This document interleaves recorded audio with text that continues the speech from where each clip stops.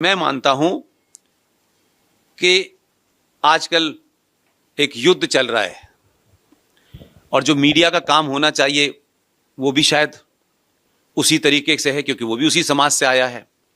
हम भी उसी मीडिया में भी थे। इजराइल में और हमास में युद्ध चल रहा है, ये सब देख रहे हैं आप। पूरा भारत का मीडिया, जितने मैं जहां जहां मेरे दोस्त हैं मैं उनको अपने हिसाब से बता देता हूं, लेकिन एक लार्ज, हम लोग बातचीत में भी ये कहेंगे, इजराइल एक देश है और हमास एक आतंकी ग्रुप है। इन दोनों के बीच में लड़ाई हो रही है, लेकिन हर टेलीविजन पे कहा जाता है हमास और इजराइल के बीच में युद्ध चल रहा है। इसलिए मैं शब्द की महत्वता बता रहा हूं कि कितना अनर्थ होता है। एक शब्द है जंग, सुना है ना आपने? हम सब लोग खूब बोलते हैं, और यहां जो है वो ऊंचे पजामे वाला वो तो दिन भर जंग ही करता है। तो यहां की उर्दू में तो आपको पता ही होगा कि जंग का मतलब क्या होता है। इसलिए जंग एक हमारे यहां स्लोगन बना हुआ है, हम तमाम सनातनी भी बोलते हैं, इश्क में और जंग में सब कुछ जायज है। इश्क, जंग और जायज, ये तीनों हमारी संस्कृति के शब्द नहीं है, ठीक है? इश्क में, जंग में सब कुछ जायज है, ये मेरी संस्कृति के शब्द नहीं है। लेकिन जंग के अंदर सब जायज है, युद्ध में जायज नहीं है। अनादिकाल से सारे युद्ध देख लीजिएगा, युद्धों के अपने नियम होते हैं। महाभारत के युद्ध में भी सब कुछ हुआ, लेकिन सूर्यास्त होने के बाद इधर के लोग उधर गए, दवा लगाई, सबके इधर के लोग उधर आए। ऐसा नहीं हुआ कि वहां गए और गर्दन काट दिए, ऐसा नहीं हुआ। और अनकॉन्शियस माइंड में, देखिए इसी को कहते हैं कि आपके पूर्वजों के संस्कारों से चीजें आती हैं जो आपके अनकॉन्शियस माइंड में रहती हैं, वो आज भी जिंदा है। और उसके मिसाल इसलिए बताता हूं कि आज की जनरेशन समझ पाएगी। भारत पाकिस्तान में कोई एक छोटा मोटा सा युद्ध हुआ और भारत की फौज का एक साथी उधर रह गया। तो जो एक यूएन का जो चार्टर है वो ये कहता है एक फौजी जो है वो अपने देश को रिप्रेजेंट करता है, उसका इंडिविजुअल झगड़ा नहीं होता। तो मैं ये दोनों शब्दों को समझाना इसलिए चाहता हूं कि ज्यादा आसानी से आप समझ जाएंगे। एक भारतीय फौजी इस्लामिक रिपब्लिक ऑफ पाकिस्तान में रह गया। तो जो जंग के मानने वाले थे, जो जंग के नियम का पालन करते थे, उन्होंने उस फौजी की दोनों किडनी और दोनों आंखें निकाल के सौरभ कालिया को वापस भेजा। यस और नो? याद है ना ये घटना आपको? और हम युद्ध के नियम मान रहे थे, इसलिए हमने 1965 के 71 के युद्ध में 93,000 पाकिस्तानी इस्लामिक आतंकियों को यहां रखा, फौजियों को यहां रखा।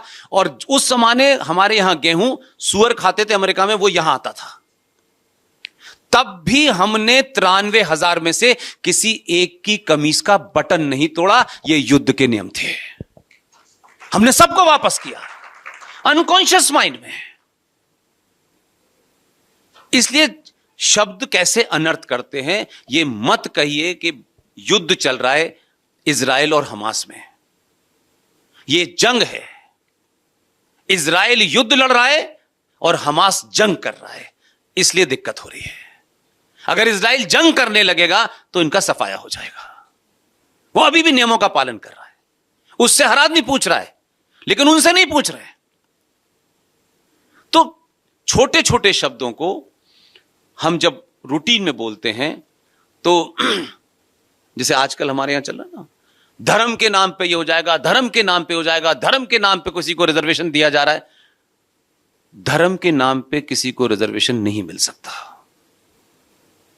जब हम इसको ये कहें कि मजहब के नाम पे आपने रिजर्वेशन दिया हुआ है, तो पिक्चर ज्यादा साफ हो जाती है। जब आप धर्म बोलते हैं तो आपके अपने लोग ही कहते हैं यार धर्म तो ठीक है, फिर इसके नाम पे उसको कंफ्यूज करते हैं आप। इसलिए बहुत सारी चीजें छुपाई गई आपसे।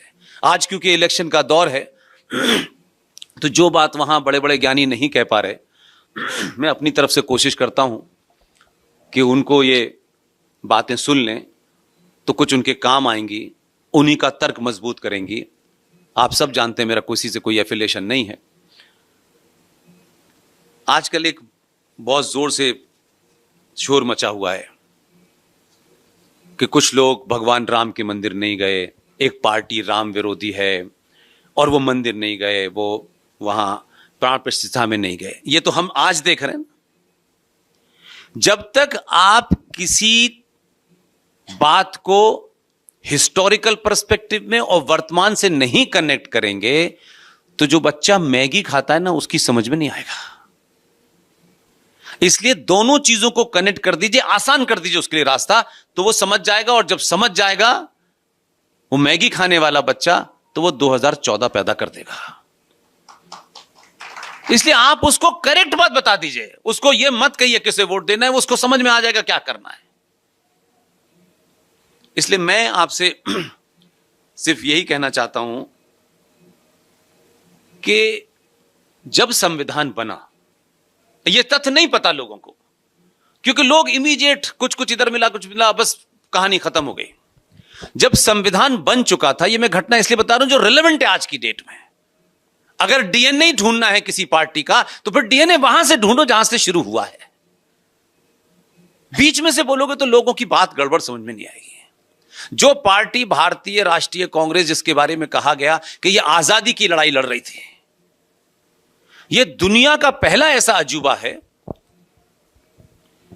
कि जो पार्टी इस देश की आजादी के लिए लड़ रही थी, जिन लोगों ने इस देश को गुलाम बनाया, जिनकी सत्ता यहां थी, वो इतने महान लोग थे कि उन्हीं लोगों ने उन 1857 की घटना के बाद ब्रिटेन की खुफिया एजेंसी में काम करने वाला एक आदमी, और इतनी दूर घुमा करके उन्होंने किया कि आज तक भारत का समाज जान ही नहीं पाया कि यह हुआ क्या। और हम सिर्फ किताब में पढ़ लेते हैं, बोल देते हैं, अच्छा नंबर आ गए, खत्म, बस हमारे लिए इससे आगे नहीं। ये युद्ध ना हिंदू और मुसलमान के बीच में नहीं हो रहा, ये मस्जिद और मंदिर का झगड़ा नहीं है, ये भारत की संस्कृति की पुनर्स्थापना का युद्ध है।